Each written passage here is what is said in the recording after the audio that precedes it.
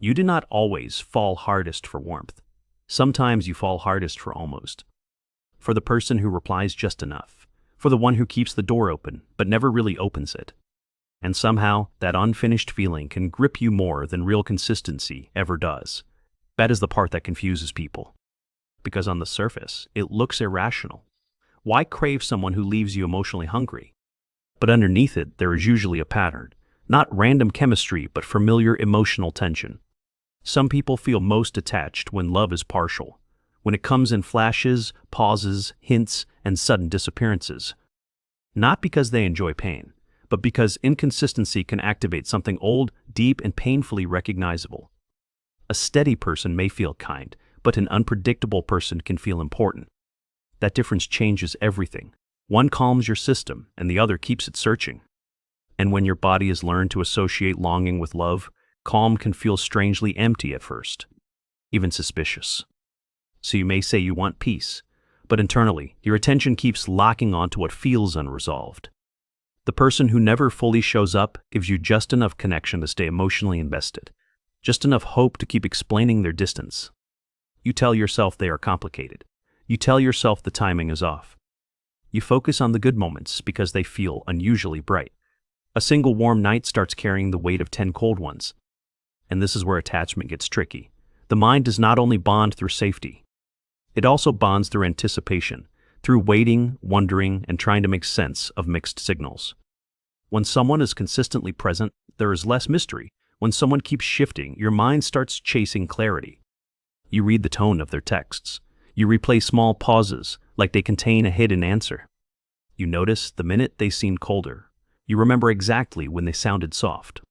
What looks like overthinking is often emotional tracking. Your system is scanning for the moment connection returns. Because when someone is unpredictable, love stops feeling like something you receive. It starts feeling like something you must detect. And detection creates obsession faster than certainty does, especially for people who grew up reading rooms before they could relax inside them. If closeness once felt inconsistent, attention became survival. You learned to notice small shifts before anyone had to explain them. You learned that warmth could disappear without warning, so part of you became highly skilled at staying alert.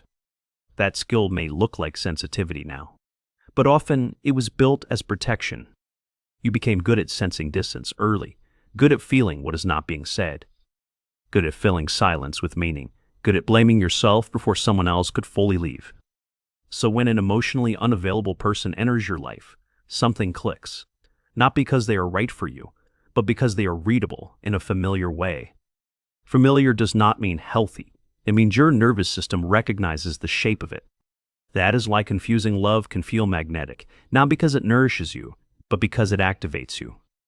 And activation can masquerade as depth. Intensity often gets mistaken for emotional truth. You think, if I feel this much, it must mean something real. But strong feelings are not always evidence of strong connection. Sometimes they are evidence of uncertainty, of a bond formed inside emotional scarcity. When love is inconsistent, your imagination starts doing extra work. You begin building a whole relationship out of fragments.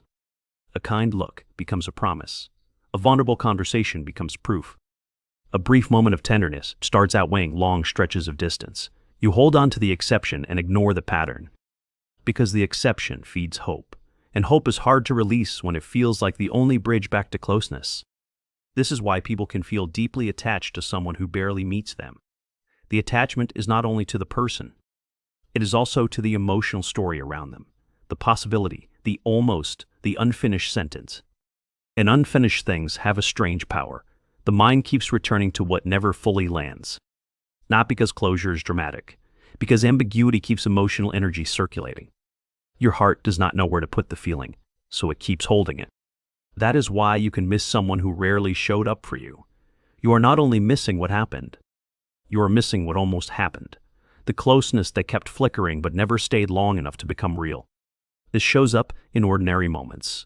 You stare at your phone after a great date that somehow turns into 2 quiet days.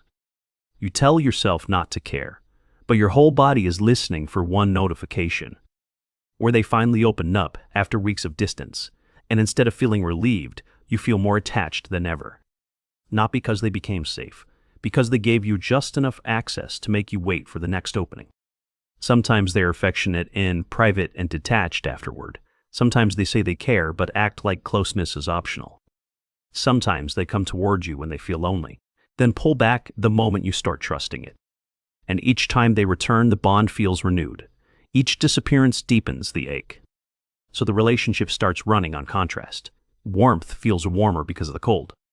That contrast can be deeply addictive, not in a dramatic way, but in a quiet emotional conditioning loop. You begin craving relief more than connection. You are waiting for the tension to soften. And when it finally softens, even briefly, it feels like love. But often it is just temporary regulation.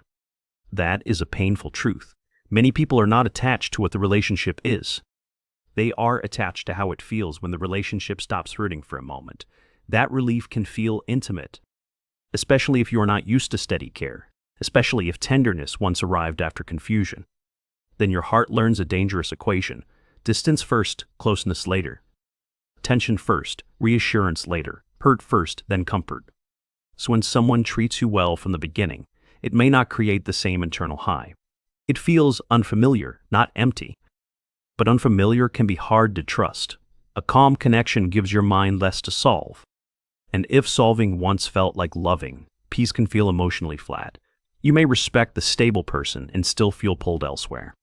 That does not mean you are broken. It means your attraction may have been shaped around emotional labor. You may feel most bonded when you were earning closeness, when you were deciphering it, proving yourself, or waiting for it. But the need to earn love changes how you interpret people. You start confusing emotional effort with emotional value. The person who is hard to reach starts looking more special. The person who is clear starts looking less intense. That is how self-protection distorts desire. It teaches you to chase the unavailable and doubt the present. And sometimes the deepest attachment is not to a person. It is to the hope that this time the old wound will finally end differently. Maybe this person will choose you clearly. Maybe this person will stop pulling away. Maybe if you stay patient enough, lovable enough, unthreatening enough, their uncertainty will turn into devotion. That fantasy can keep people stuck for years. Because it is not just about romance anymore. It becomes a private attempt to rewrite an old emotional script. To finally be the one someone does not leave halfway. To finally make inconsistency become commitment. But the hardest truth is this: when someone cannot fully show up, your attachment can grow while your actual relationship stays shallow. Your inner world gets deeper. The bond in real life often does not. That gap is exhausting. You feel full of emotion, but starved of security. You think about them constantly, yet you still do not know where you really stand. You feel connected, but not settled. Desired, but not chosen. Seen in flashes, then lost again. Close in moments, then strangely alone. This is where many people start blaming themselves. Maybe I asked for too much. Maybe I should have been cooler. Maybe if I had needed less, they would have stayed closer. But needing clarity is not neediness. Wanting consistency is not weakness. And being hurt by mixed signals does not mean you are too sensitive. It means ambiguity has a cost. Some people protect themselves by asking for very little. They tell themselves they are easygoing. But inside, they are quietly starving. They need reassurance and would rather ache than ask. So they become hyper-independent on the outside. Emotionally, they are waiting by the door. This creates a painful split. They want closeness, but hate feeling exposed enough to need it. So when the other person goes distant, they go silent too. They would rather suffer privately than risk seeming too much. And silence can look strong from the outside, but often it is just fear-worrying self-control. This is why some of the most guarded people feel the deepest attachment. They do not show it freely. They carry it in unsent messages, in reread conversations and carefully casual replies. They carry it by pretending they are fine, by acting detached while feeling everything. And the more they hide their need, the more powerful the dynamic can become, because nothing ever gets brought into the light. No clean conversation, no direct naming of what is happening. Just more guessing, more waiting, more emotional shape-shifting, more trying not to scare away someone already standing too far back. Eventually, the attachment starts feeding on deprivation. You miss them most when they disappear. You feel closest after distance. You soften the moment they return. That rhythm can train your heart to confuse absence with value. You think, if losing them hurts this much, it must be love. But pain is not proof of compatibility. Longing is not proof of mutual depth. And chemistry is not always a green light. Sometimes it is just a familiar alarm. None of this means your feelings are fake. They are real, and they deserve respect. But real feelings can still form around unhealthy patterns. Emotional truth and emotional safety are not the same thing. That distinction matters, because many people spend years honoring their feelings while ignoring the structure causing them pain. They say, "I cannot help how deeply I care," and that is true. But depth alone cannot build trust. Love that leaves you confused will eventually teach you to doubt yourself. A mature reframe sounds quieter than most romantic fantasies. The strongest attachment is not always the most meaningful bond. Sometimes it is simply the bond that touched your oldest hunger, the one that activated the part of you still waiting to be fully met. And the work is not to shame that part. It is to understand what it keeps reaching for. Maybe it is reassurance without begging. Maybe it is closeness without losing dignity. Maybe it is to finally stop translating distance into worth. To stop seeing unavailability as emotional depth. A person who never fully shows up can become the screen you project longing onto, but projection always feels fuller than reality. Reality is how safe you feel after the conversation ends. Reality is whether warmth remains when you are no longer easy.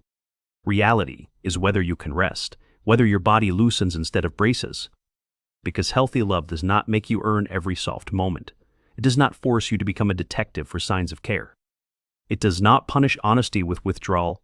It does not give intimacy in drops just to keep you attached.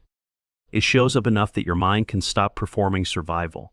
It lets affection become ordinary. And for many people, ordinary affection is the hardest thing to trust.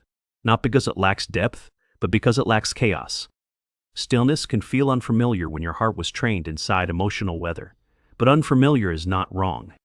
Sometimes unfamiliar is the doorway out. The first experience of love that does not need to be chased to be felt. So if you keep getting deeply attached to people who never fully arrive, do not reduce yourself to weakness. Look closer. There may be an old pattern underneath the chemistry, an old hope underneath the obsession. You may not be craving inconsistency itself. You may be craving the moment inconsistency finally turns into safety. That is why it feels so personal. That is why letting go can feel like grieving more than one person. You are not only grieving them. You are grieving the fantasy that partial love would eventually become whole. And that grief deserves honesty, because once you see the pattern clearly, the attachment starts changing shape. You stop asking, "Why am I so drawn to people who hold back?" You start asking, "What in me learned to call this home?" That question is gentler. It is also more powerful, because it moves you out of self-blame and into self-recognition, out of confusion and into pattern awareness. And from there, something important becomes possible. Not instant attachment, but wiser desire. A different standard, a different kind of attraction. One where being chosen consistently matters more than being wanted occasionally. One where peace feels valuable, not boring. One where you no longer measure love by how much uncertainty you can survive, but by how fully you are met inside it. And maybe that is the real shift. Real attachment does not have to be built on chasing someone who keeps slipping away. Sometimes the deepest love begins when your nervous system stops reaching for almost, and finally learns how to stay with what stays.